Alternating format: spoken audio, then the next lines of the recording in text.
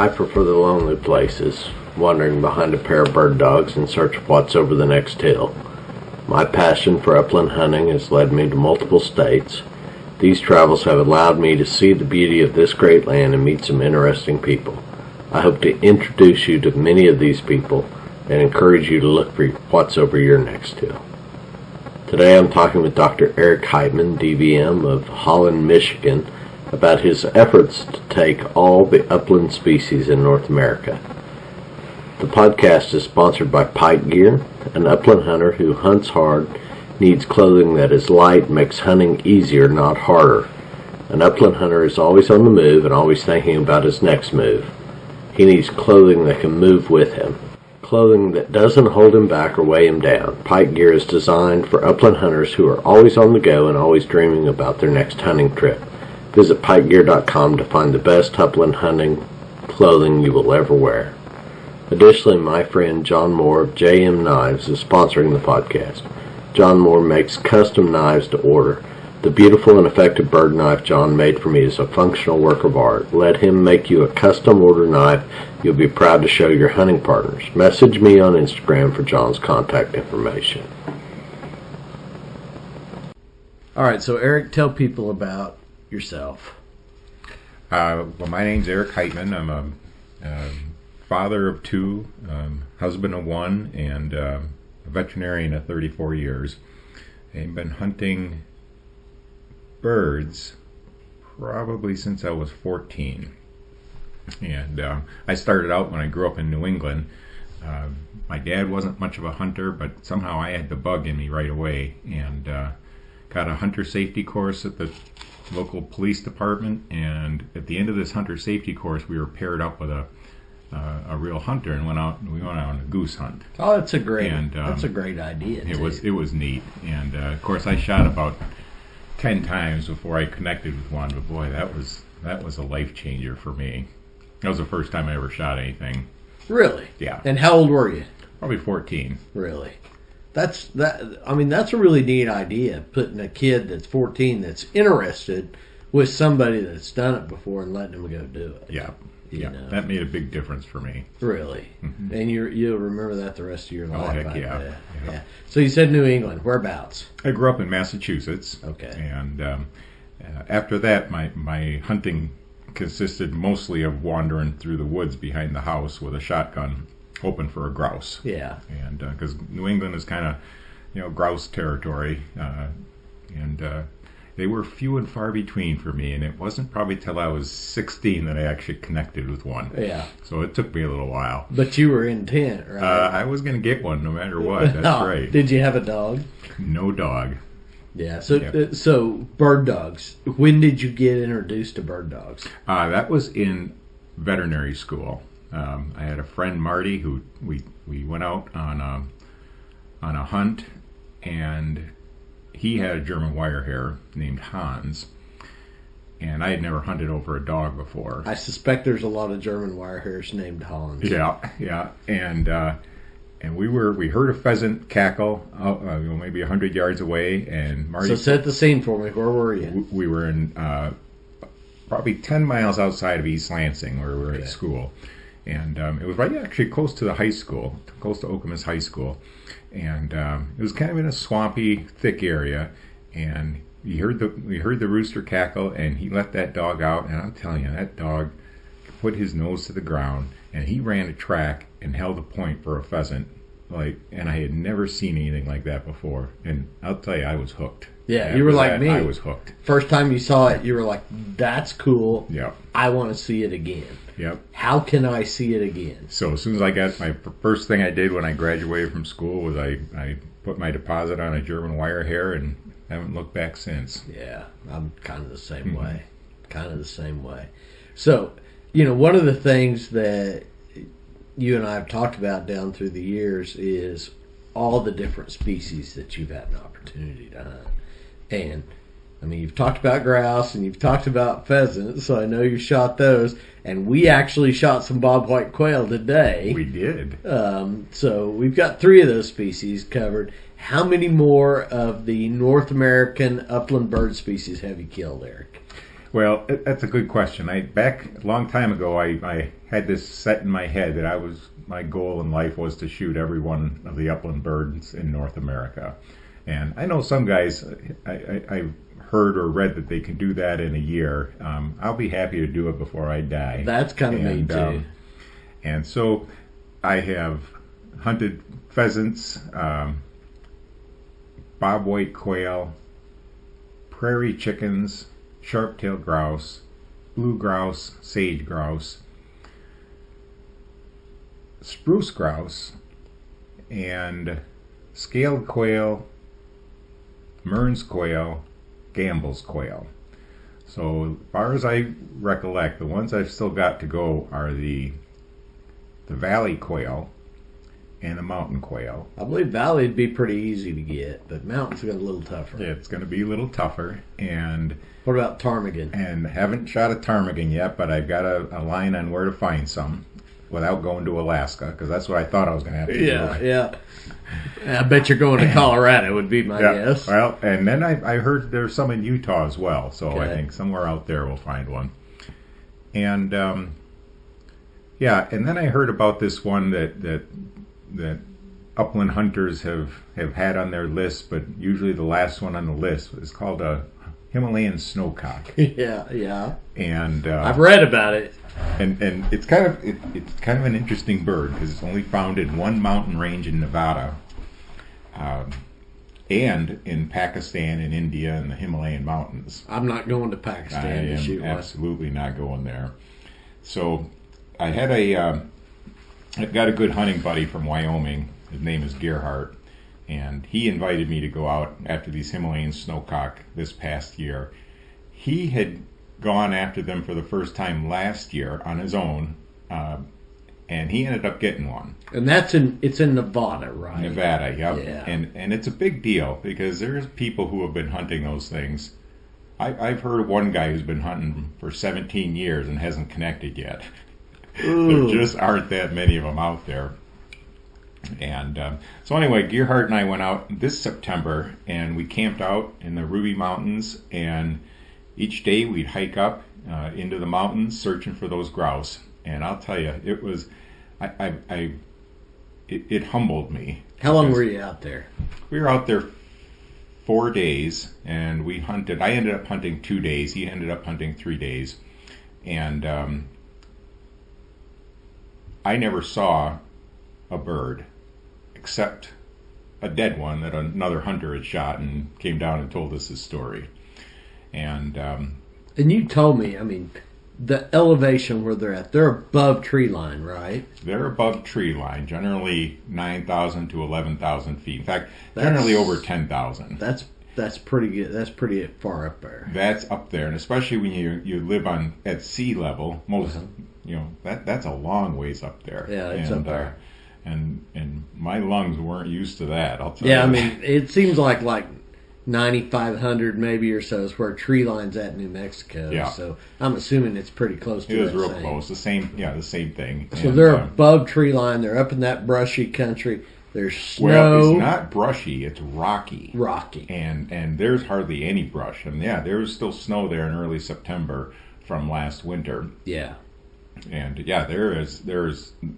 there's stuff for them to eat, but it sure doesn't look like much, because when you look at those mountainsides, it just looks like and they're a big bird, aren't they? They say they're the biggest upland bird in America. Really? And I've killed a sage grouse. I've killed a big old bomber sage grouse, and it was a big bird. It was as big as a small turkey. They are big, is right. And but these snowcock are just a touch bigger. They're not as stocky.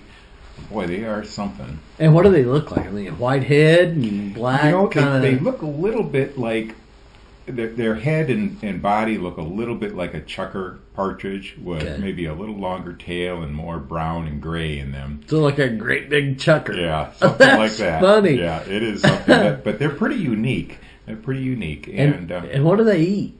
They eat seeds and roots and tubers, and then of course insects when they can get them. Kind of like a bobwhite quail. A lot in like a a lot of ways. quail. Mm-hmm. I'll be doggone. And are they covey birds? They stay in groups? They're often in groups, but they're not typically covey birds. Like not like a quail. Yeah. So you may find one or two of them. You may find one or two together. I've seen videos of 4 and 5 of them together. Yeah. So you were up there 4 days, and tell me how you did it. We camped out at the base of the mountains. And when you say camped, like tent? And trailer.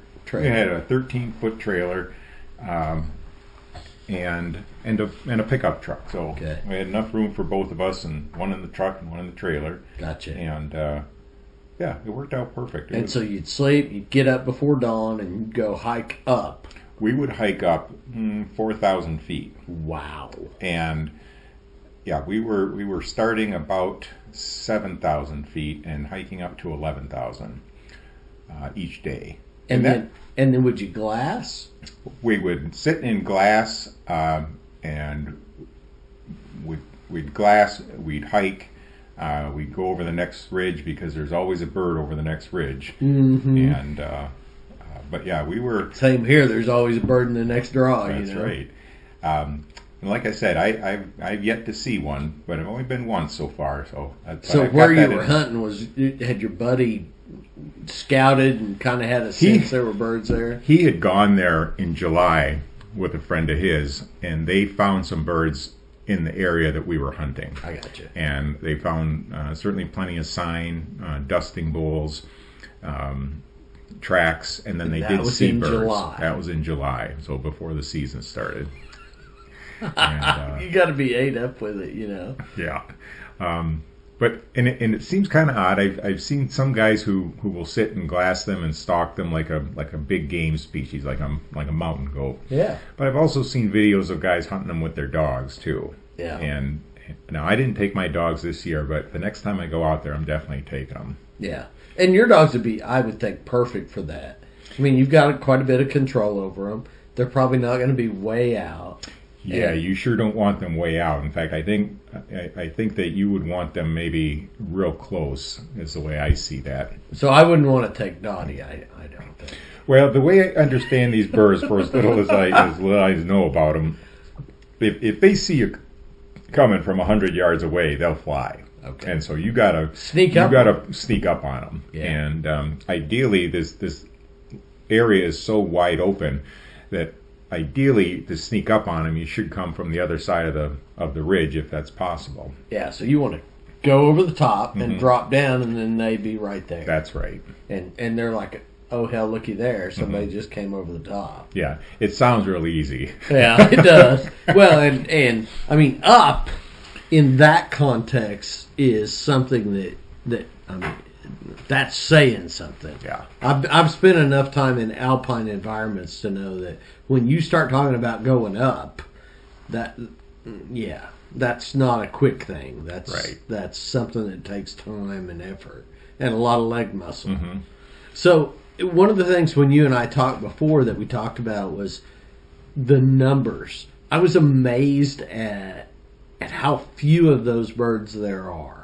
I mean, you talk. I mean, I know they don't know exactly how many of those Himalayan Snowcock are out there, but you talk about the fact that there's some idea of the population. Yeah, right? The estimate is between 200 and 500, and they're in one mountain range, and maybe part of a second mountain range that's attached, but that's it. They are nowhere else. So there's like a circle you can draw on the map and say they're going to be right there. They're going to be there. And that's going to be in Nevada. But it's a great big circle. Yeah. Yeah. In lots of vertical country. And then where did I read? There was they keep a tally as best they can on the annual harvest for those birds. And they say the annual harvest since 1980 runs between 8 and 20 birds. And total. I assume you can take like one. The limit is 2. Really? Yeah, that's amazing. And but like I say, I think it's the majority of us hunters who go after them come back empty-handed. And would be glad to just kill one. Yes. Yeah. And having spent that much time above tree line, yeah, I can understand. I can understand that. And so you lack the Himalayan Snowcock, obviously, and you're going to go back and do that this year, right? Yes, you're going to sir. get your Snowcock this year. Well, right? I'm sure hoping this year, but I got to get one before I get too old. I know that. So when? I mean, what time of year? Well, they're hunted September, October, November in Nevada. Okay. And I've talked to guys who love hunting them in November, and I've talked to guys who love hunting them in October, and I've only tried them in early September so far. Yeah. And it was at that time it was real pleasant weather. I mean, it was shirt sleeve weather, but 2 weeks later it was snowing up there. Sure. And I mean, it makes you wonder if it'd be easier to find them. Like, you could track them if there's a little snow cover You on could them. track them with some snow, yep. That'd And be you might about- be able to see them a little bit better because, boy, they blend into those gray rocks really, really Yeah. well. What else is up there? There are marmots. They're marmots, they're blue grouse. Typically, we'd see blue grouse on the way up and on the way down, Yeah. but not up that And high. I've shot bluegrass, Yeah. and they stay right at tree line a lot They of do. times. They do. Yeah, they're neat birds. They're fun. Would you take bluegrass when you were out there on occasion? We sure did. Yeah, when you had a chance Yeah. at them. Mhm. Yeah, they're great to eat too. And then you would go up, and I can't imagine there's a lot of other things living above tree line up there. The things mostly we saw a lot of golden eagles and bald eagles up there cruising around. A few falcons and rock chucks, which are little like woodchucks that live in the rocks up there. Yeah. And yeah, that's about it. I imagine there's a few other little things that live. Well, actually, we saw some mountain goats and we saw some mule deer up there too. Oh, mountain goats! Mhm. I didn't even think about Yeah. mountain goats. That's cool. Mule deer that high. We saw the mule deer more along the tree line, As you were not that going. high. Yeah, as we were Gotcha. going up there. And any other hunters? And bighorn sheep are in there somewhere. I haven't seen one. But they'll be in that country. We saw, how many hunters did we see? Probably their opening week, and we probably saw half a dozen other hunters. Oh, really? In Yeah. that same area? Mhm. That kind of surprises me. And I guess that's a product of it being a confined area, and everybody kind of is wanting to check that off their list. And Exactly. Yeah. Exactly. So, do you have any plans for mountain quail? I have vague plans right now. And I'm the But- same way. I'd love to take one. Yeah. They look like really neat birds. Oh, with those feathers off the top of their head, I think that's pretty cool. Yeah, and I think, from what I've heard, they're tough for a dog to set, so it's really kind of a lot like what you're talking about. You got to earn one Yeah. in a lot of ways. Yeah, and I think there's a lot of walking involved with those too. And really As there are with most upland thick, birds. deep country, really tough, heavy, forested, really lots of ground cover kind of tough stuff. I'm going to do it one of these days. Yeah. Maybe, hopefully before I get older, But I don't have any set plans, but I'd love to go up there in that country. And you've killed chucker. Yes. So where have you shot chucker? Wyoming. Yeah. Really? Yes. Wyoming, Yeah. of all places. I've been going back to Wyoming for probably the last 10 years. I had a friend from our hometown who moved out there, and he invited me out, and boy, I've been going back every year. It's fun because you can shoot a couple of sage grouse every day. You can shoot blue grouse, that sage grouse in the morning, blue grouse in the afternoon, and huns and chuckers in between. He must live way out west. He lives actually right in the central part of the state. Okay. Lander. Yeah, I know where Lander's at. Yeah, Lander, Wyoming was one of the magazines listed as top 10 bird hunting towns in the U.S. So you can drive 2 hours from there and shoot just about any bird really that they have to offer. That's exactly right. Including one of my favorites, the Hungarian partridge. This quail on steroids. That's bad. Yeah. I mean, the sound they make when they flush. Yeah. And we heard Bob White today, which I love. Right, that flush this morning that Ellie Mae pointed, and those birds got up right out in front of her. There were 4 or 5 of them, and they just blew up out of those weeds. That was great, right? But huns are something else. Yeah. Yeah, I could do that. And you hunted huns and sharptails for the first time this year. Yeah, I shot huns in September this year, the first time ever, and I have to tell you, immediately moved up near the top of my list of my favorite birds. They're special birds. I mean, beautiful in the hand, and my favorite bird of all is the scale quail. Yeah, blue quail, and that bird in the hand is just, I mean, it's a treasure. And you have to kill one and hold it to understand what I'm saying. Because you can look at any number of pictures you want to, and it does not do it justice. When you pick that bird up and you look at it, and it just looks like it's wearing a suit of armor, you know. And to my mind, those Huns are a lot the same way. They're very understated. They're not garish. They're not like a pheasant. Yeah, or a Mearns quail. There you go. And I love Mearns quail and I love pheasant. I've shot some of both, but when I picked that, when my dotty dog this September pointed a covey of Huns, and they come rattling out of there like the world was on fire, and I picked one of them out and shot it, and I went and I picked it up, and it had that beautiful plumage that just it spoke to me in a way that only blue quail have ever spoken to me. If that makes any sense to you. Oh, it makes perfect sense as a bird hunter. And I could do that over and over and over again. See my dog set up, stack up, lock up, nothing but tail and nose, you know, and walk in there. And Ben Williams described it as the sound of a screen door slamming shut, right? I mean, and to me, a rusty old screen door slamming shut is about the best description of a covey of Huns coming up. Yep, they make plenty of noise, you know, for sure. And pow, and then to have that in your hand, and there's some substance to it for a quail hunter. There's certainly substance to it. Yeah, it's a pretty special situation. I believe I'll go back. Yeah, I imagine you will. Yeah, I believe I'll go back. And now, have you hunted chuckers? I've not. And chuckers is probably next on my list because I'm like you. I probably need to get that done while I still can.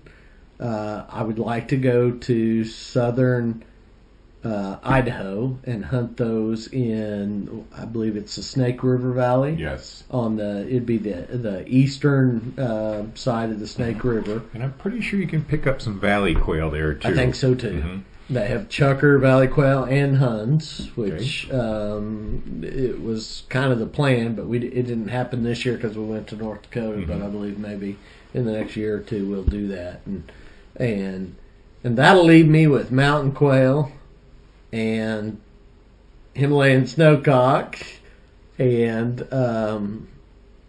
if I were to take those two, I think that's all. You still got to get a ptarmigan. No, yeah, that's right, ptarmigan. Yeah. So there'd be 3. That's right. That's right. I'm gonna do it, Doc. I'm absolutely gonna do it. I'm gonna do it. Maybe it may be a while. You know, I may have to get retired before I go do it. But I'm gonna go out and do it. Hey, it's a fun goal. I'll tell you that. It doesn't matter how long it takes. So you started out hunting for grouse, ruffed grouse, right? And then you go to med school. You get out and you get you a dog. I assume that. I mean, I know you've got at least one because you got 2 laying in there right now. So what was next for you? I mean, what set you down the path where you were chasing all the birds? Well, you know, my buddy with the wire hair in college, he and I hunted quite a bit after school got out. And in Michigan, go to school in the morning, then you go hunting in the afternoon. Yeah. And then once we graduated, we were able to get up north more. Michigan's a big destination state for ruffed grouse hunting and woodcock hunting. And I love Michigan. That's probably a good portion of what I do every year, just because it's so accessible for me. Now it's still a couple hour drive for me to get up into northern Michigan, but always worthwhile. And I have to tell you, woodcock are special. Yeah. I mean, and nobody ever talks about them a lot. I mean, well, let me rephrase that. Anybody that spends a lot of time talking about woodcock hunting, people kind of look at sideways and think, oh, he's kind of an odd duck. Yeah. But I got to tell you, maybe I'm an odd duck, but yeah, if I lived in Michigan, I'd be chasing woodcock around all the time. They are a lot of fun. I'd buy me a little 410 and probably have a couple of setters and be talking about how you could actually cook woodcock and make it taste good. You know what I mean? That's an art in itself.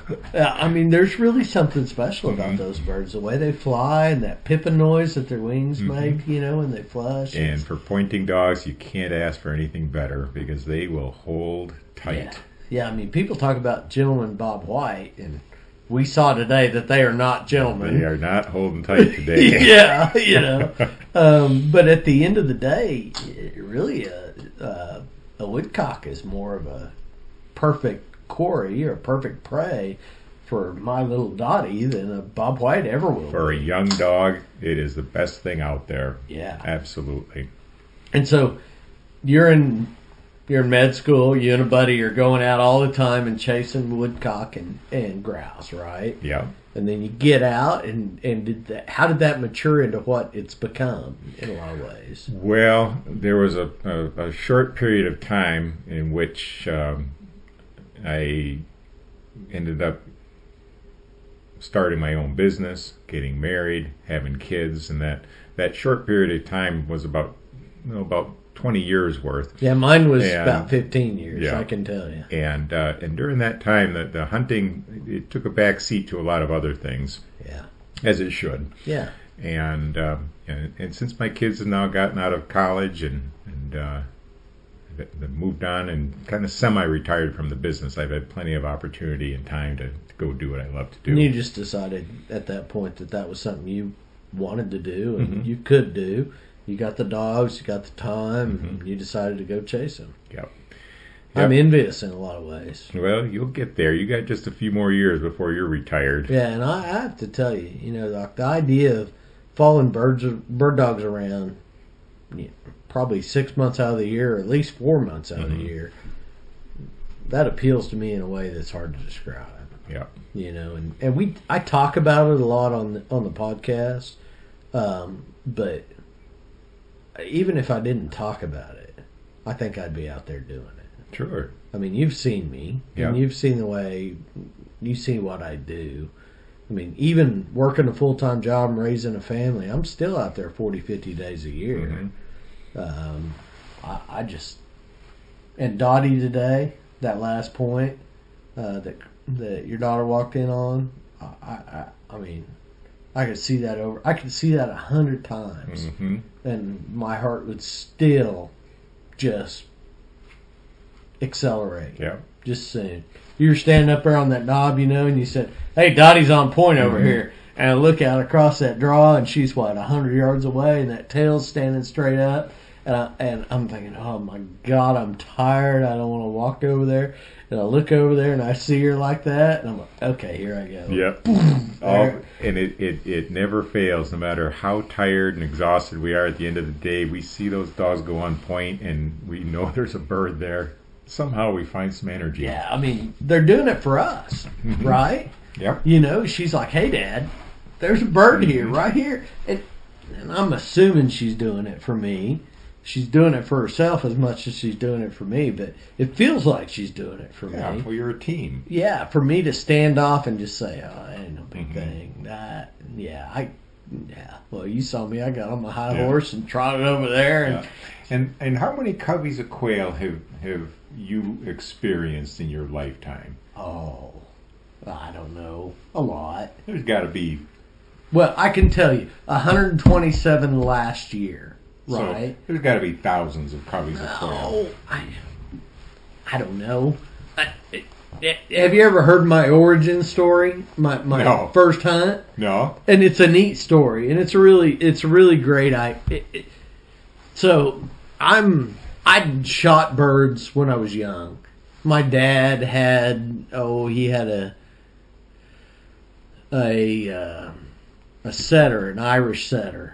And it lasted like a year, maybe 2 years, and they got run over, right? But Dad liked to quail hunt, so he would take my brother and I when we were 10, 12, maybe 14, and we'd be his bird dogs. We'd flush the birds, and he'd shoot, and we'd go get them, kind of, if that makes any sense. Sure. And it only makes sense since you've been out here, right? So I'm a freshman in college, I think. May have been a sophomore, but I'm pretty sure I'm a freshman. So this be 91. And I come home from college, and my mom and dad were both teachers, so they had to get up and go to school because my Thanksgiving break started earlier than theirs.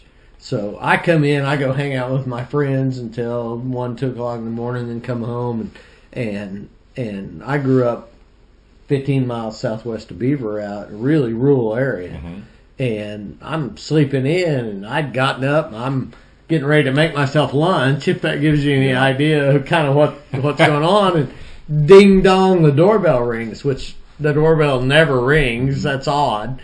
So I go and I answer the door. It's probably 10, 11 o'clock in the morning, and there's this older gentleman, which would probably be my age now. I imagine he was in his 40s then, but to me, he was older. And I remember he was driving a Subaru, like a wagon, right? And it had Colorado plates on it, which is, you've been in Beaver County, Oklahoma enough to know it's not a white Ford flatbed feed truck. That's right. Right, so it's odd.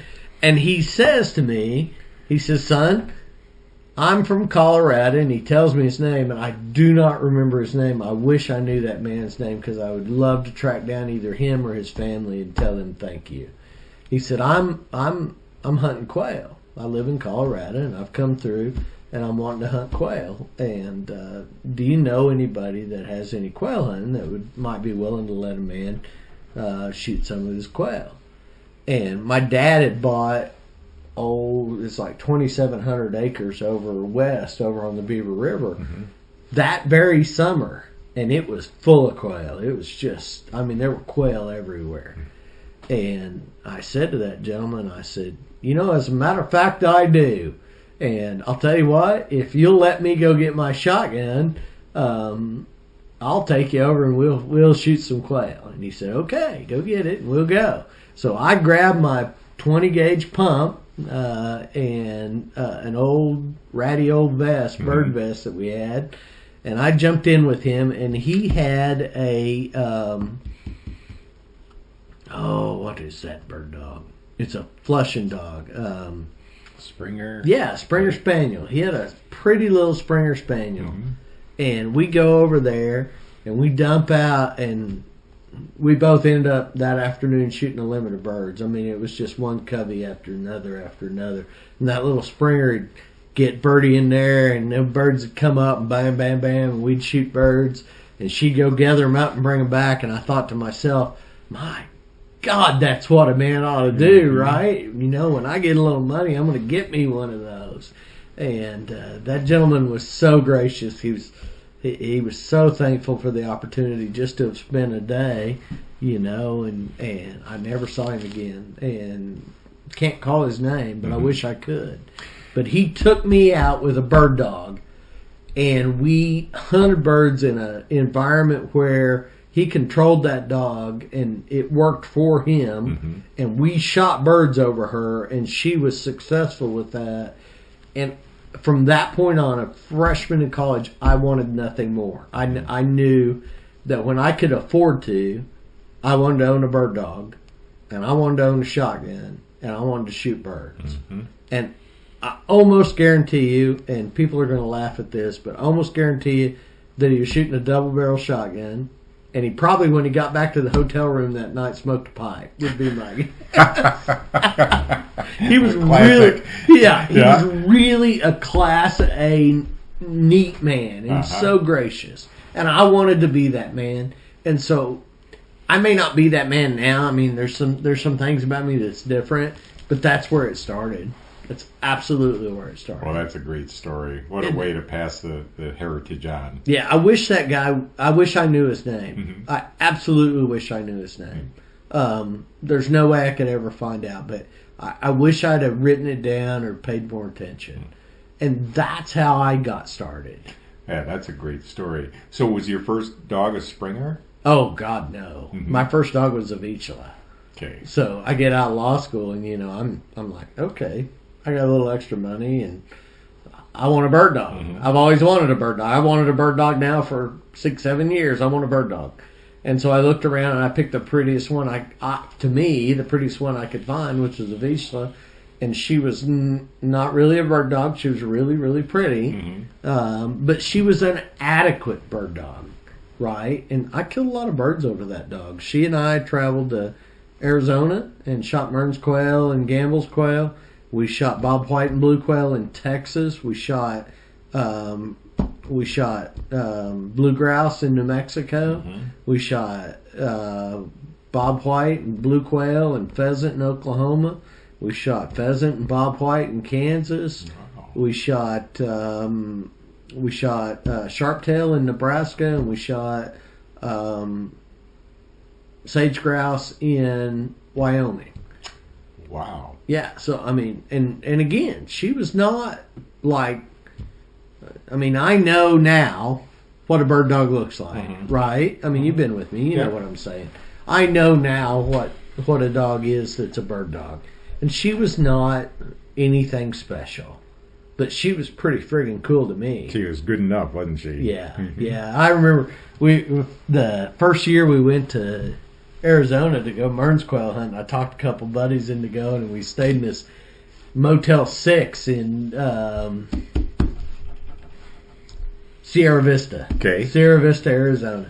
And I don't know if we were supposed to have dogs there or not. I don't remember if we even talked to them.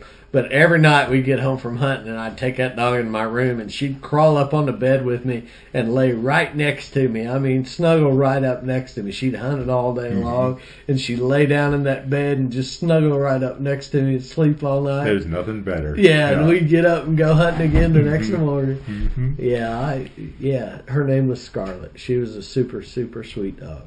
Super sweet dog. And I've had a lot of really cool bird dogs since then. And you do now, too. You've got some dandy dogs. Well, I tell people all the time, and I'll tell you, that when I die and I go wherever I'm going, there's going to be a shit ton of bird dogs waiting there for me, and they're going to be eager to go bird hunting. Yeah. You know, they're going to be damn glad to see me when I come walking over that hill. You know, nobody else may be. But every one of them dogs would be like, hey, I know you. Yeah. I know you, buddy. What a Let's great go. way to look forward to it. You know. And, well, we were watching video of Rhett. I miss him every day. I missed him today, right? I shot that bird and we couldn't find it. And I was thinking to myself, my God, if Rhett were here, we'd find that bird. He'd find that bird for me. I can't think of my life. What my life would be like without bird dogs, you know, and at the end of the day, the humanity that I mostly deal with are not nearly the quality of the bird dogs that I deal with. And I know exactly what you mean. Yeah. I've gotten away. I've gotten off the subject quite a bit, but. Yeah, my bird dog is pretty special to me. Sure they are. Yeah, they all are to us. And they should be. And the ones that aren't special, I think I always feel bad for the folks who don't have a special relationship with their dogs, because I really think they're missing out on something in life. I think so. Yeah. I mean, and I see men that expect too much from their dogs fairly frequently, not all the time, but I see it enough where people are dissatisfied with some quirk that a dog has. I mean, a dog's just like a person. That's right. They've got some good things and some things they need some work on. That's right. And you just got to accept them for what they are. And once you accept them for what they are, both you and the bird dog's going to be a whole lot happier. That's right. A whole lot happier. I mean, you saw Ellie Mae today, and this season's been the first time in my mind where I've had to think about life without her, right? Yeah, because she's getting up there. Yeah, she is. She's starting to show some signs, and I just can't imagine hunting quail without her. It's going on 10 years, probably. I don't know. It's at least 8 that I've had her, and I just can't imagine life without her. And I'll cross that bridge when I get to it. You know, I'm going to have to start getting myself ready. Yeah. You know, but I just can't imagine. And only people like you and I that have had bird dogs, and I don't know. I mean, somebody that has a house dog feels the same way about their dog that you Sure and I they feel. do. Sure they do. And that's what I meant when I said earlier. Not necessarily just bird dogs, but a special pet in your life. Boy, it adds so much. It adds so much value to our lives. It does. It does. I just can't imagine. I just and I've got a little house dog, a little Boston Terrier that I love. I love as much as I love any dog I own. And that dog's worthless. She couldn't find a bird for the life of her. I bet if you gave her a chance, she might come along. She might. Yeah, she might. Because they've all got that little bit of instinct in them. I'll tell you, she darn sure crawl in my bird vest and let me carry her around all day long. You know, she'd hang out with Dad. She'd love that no matter what. What was it? You had a dachshund last year. We had our dachshund, and sadly he passed away from lung cancer this fall, and that's been tough on our family, losing him. Then you'd take him and he'd go hunting with us. Heck yeah, he was his proudest moment is when he had a quail in his mouth, trotting around, showing off with that. He's like, "Look at me, I got a quail." Well, I just so often people that I talk to, their journey in hunting birds started with a dog somewhere, and I can tell you that mine did. Mine started with an older gentleman that was considerate enough to take a young man hunting, and he had a beautiful, fine example of a special breed of dog that did a wonderful job that day, and I was hooked for life. I was absolutely hooked for life. Yeah, you know, and I know now that some men of means, they'll spend money their whole life trying to find that experience. You know, they'll buy dog after dog and own dog after dog looking for what I had when I was 19, 20 years old. For one day. I had it for one day, but it has stuck with me my whole life. Hey, that's a neat story. I'm glad you shared that because I hadn't heard that one before. Yeah.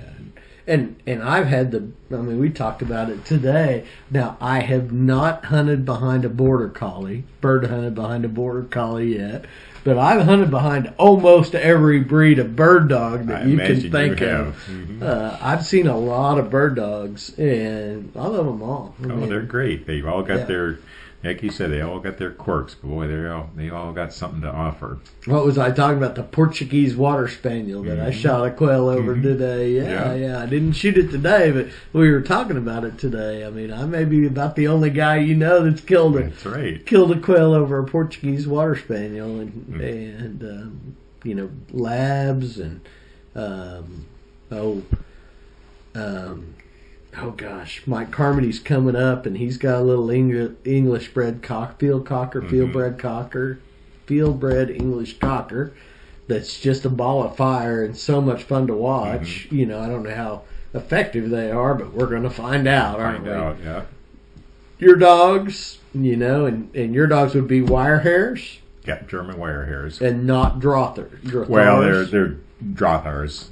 Are they? As well, yeah. And explain that distinction to me, because I'm not in that world. Yeah, the Drothar is a German wire hair that is registered to the breed group in Germany, and the Drothar has to go through a certain level of testing before they're allowed to breed in the group.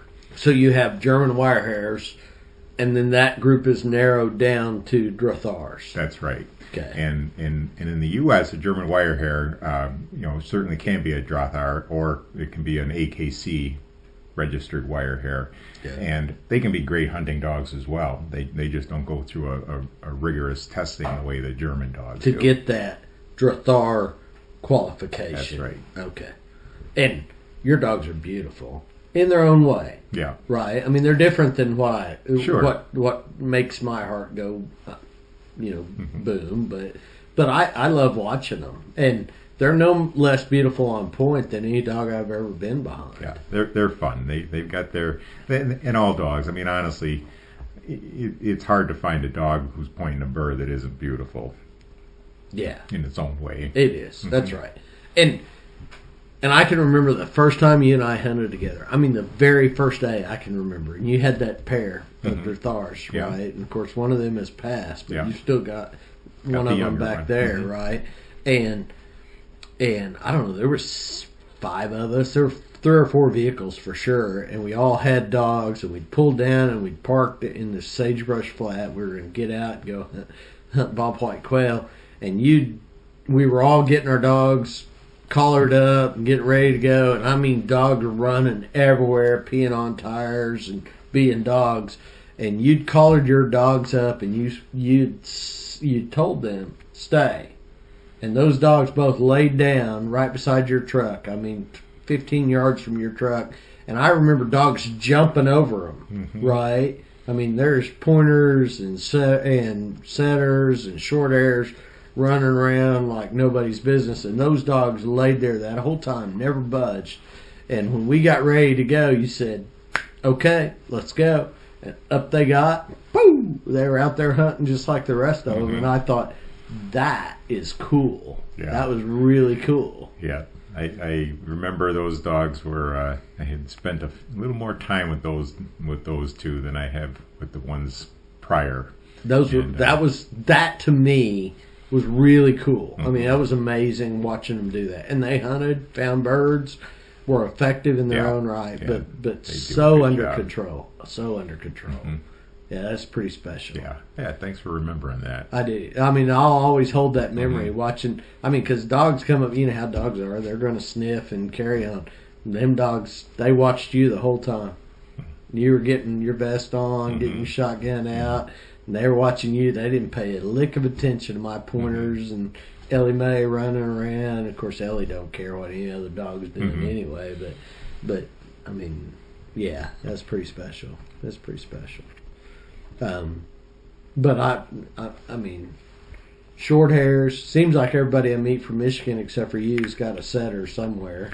A lot of setters, a lot of short hairs. You probably got a setter. Yeah, I got one in the truck. Yeah, you got it hidden, and I just haven't seen it yet. I mean, if you're a bird hunter from Michigan, you have to have a setter somewhere, don't you? Yeah, especially a grouse hunter. That's right. I mean, there's just something, and I kind of talk a little bit, but I really love them setters. Oh, they're gorgeous dogs. Oh yeah, yeah. Mike's dog, Ted. I mean, that's a special bird dog. Yeah, he's a keeper now. And Brent's little Libby. I always say liberty is not having to do what you're told. You know.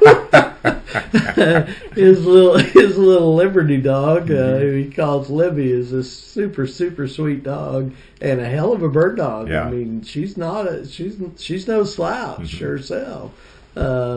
So I guess you and Bob Zinn are Michigan bird hunters that I know that don't own setters, but that's right. Yeah, Bob's got pointers, but.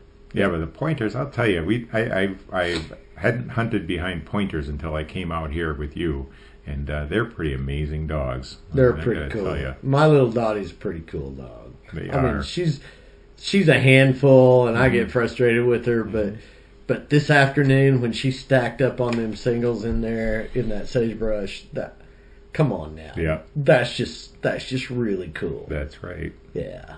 Yeah, she'll be one when I'm old. I'll be telling people about. I'll be like, I had this little super sweet yellow pointer that nobody could ever compare to, you know, and yeah.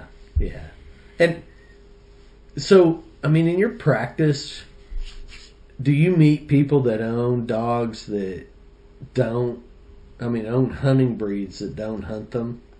Oh, plenty. And do you ever talk with them about bird hunting? Oh, I always chat with them about, you know, whether they point the robins and the butterflies in the backyard, and they've all got that instinct in them if they're pointers and or retrievers if that's what they've got. I just can't imagine owning a pointer and not taking it bird hunting. I mean, to me, that I just can't understand. Even if I'd never done it before, I'd be like, I mean, she'd be pointing the robins in the backyard like she does, and I'd be like, oh, that's cool. I want to see that again. And but people will get interested in that if they, some of the folks who get a hunting dog will start getting interested in hunting once they realize that, and it's kind of cool to see that too. And that's what those groups like NAVDA and some of those people that makes that accessible. Those organizations do, so they can show up with a wire hair or a pointer or a setter, and they can kind of help them give some direction to that, which I think's cool. Yeah, it is. You need help when you're running your first dog or training your first dog. God, I need help now. Yeah, I've had a few. I can use all kinds of help. Lord, today when she was 400 yards away and I wanted her back, I could have used a little help, Oh, those dogs are super, super special. So, and I know you hunt. I mean, it's not just bird hunting with you. You're kind of an equal opportunity guy. Well, it's hard to say no, and when you get an opportunity to hunt something. So yeah, we've. You're my kind of friend. I always say yes. Yeah, it's. I will say that upland bird hunting is still my passion, and I enjoy deer hunting. I enjoy duck and goose hunting, but boy, I'll be back to upland hunting every time. Yeah, I was talking to a guy in my office this last week, and he was asking me about duck hunting. He's like, "How come you don't do more of that?" And I don't know the answer to that. I loved it because Jason and I and one of our other friends, Larry, we have lay down blinds. So you know what I'm talking about? Yeah. And we would go in when we had rain and the playas out west of here were full. Those because we're on a flyway. And those ducks would get out ahead of a storm, right? And they'd come in and they'd set up on those playas. And those playas aren't as big around as this living room. A lot of times they're not 30 yards across, right? And I'd put 6 or 8 decoys out in kind of a semi-V, and we'd grass those lay-down blinds up against the edge of that playa. And those birds, they'd come whistling over from the north with that north wind blowing, and right? And that old lead hen, and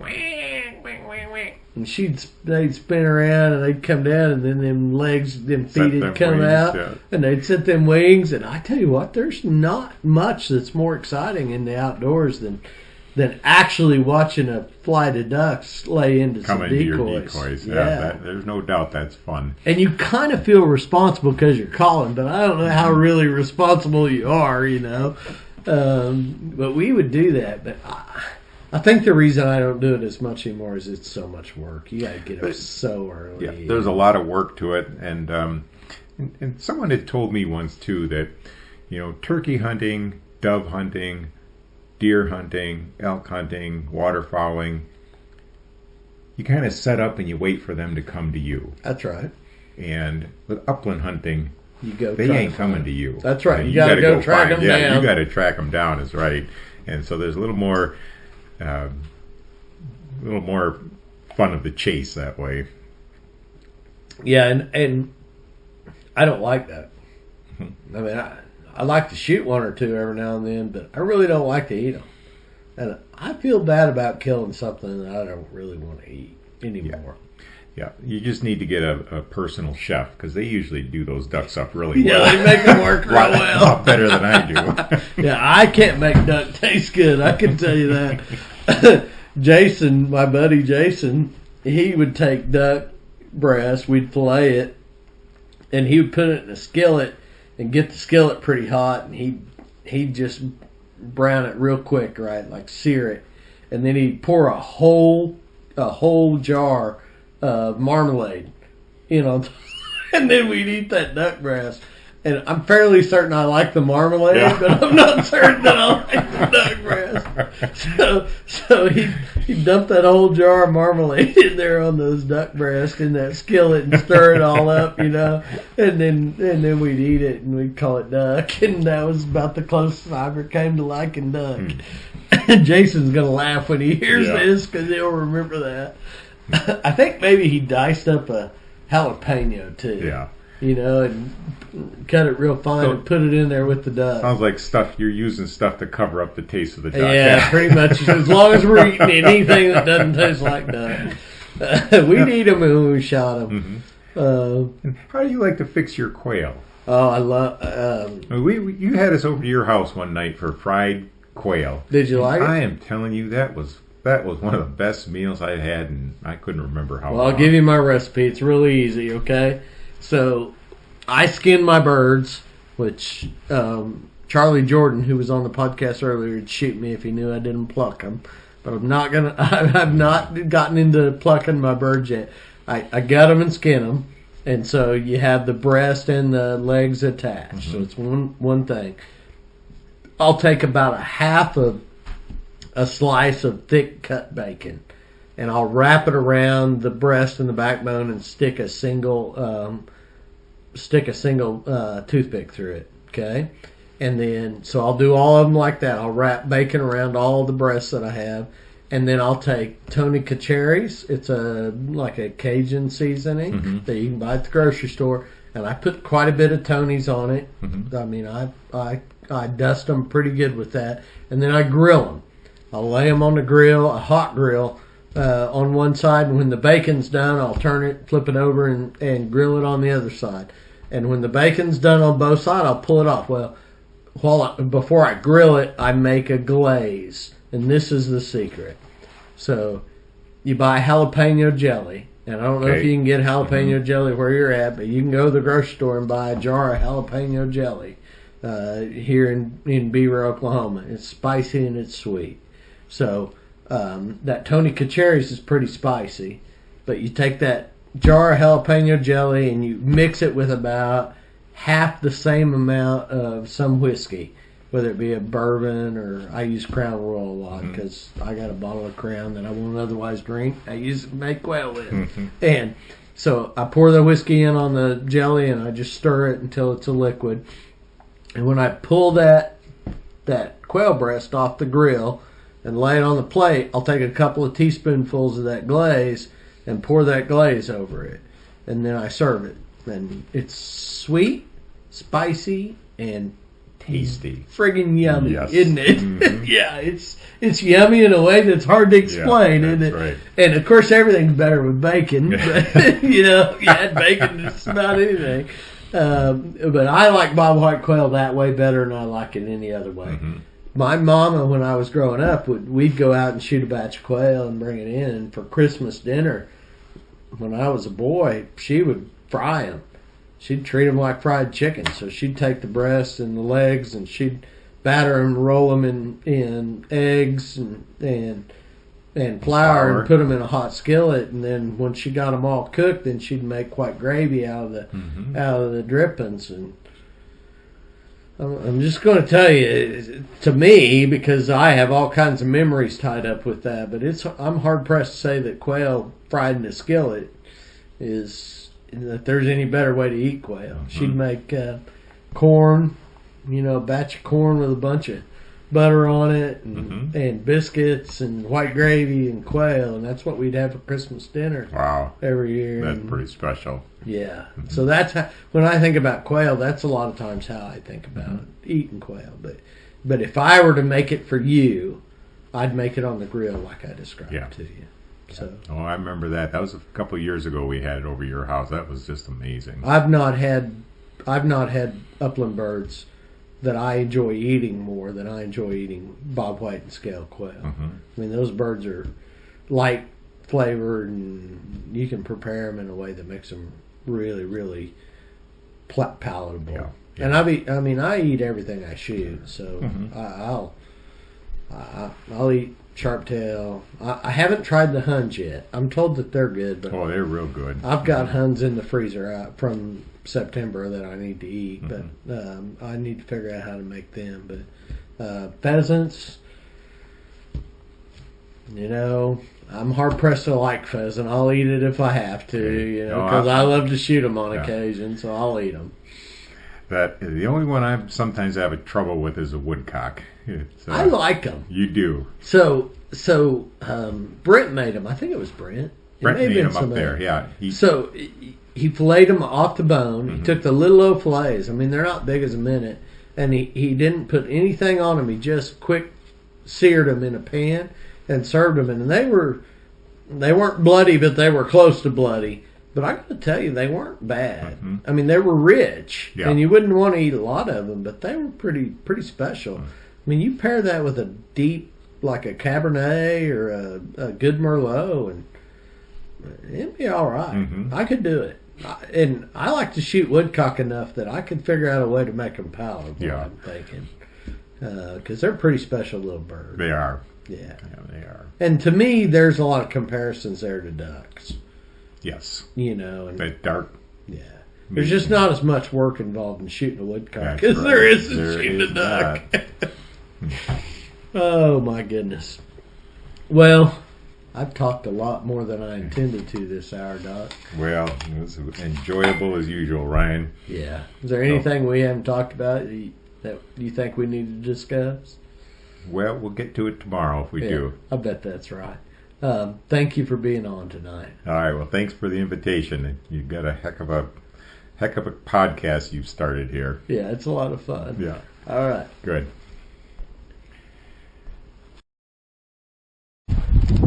Where's Ellie?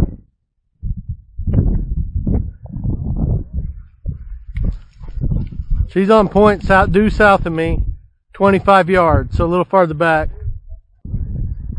No, she's right here, right in front of you. And she's sure. Yeah. Whoa. Better get on him, dogs.